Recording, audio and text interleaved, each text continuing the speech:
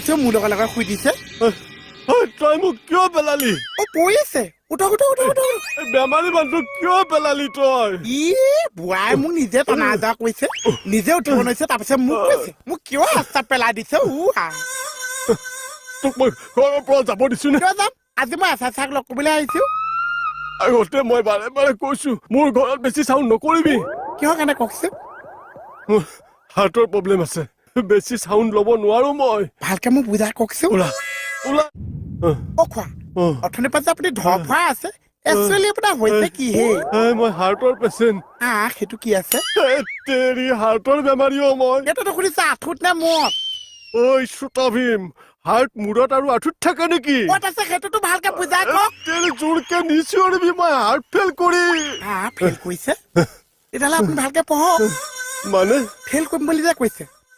যদি ভালকে পঢ়িছে হাত পাছ কৰিছে যদি বেয়াকে পঢ়িছে হাত ফেইল কৰিছে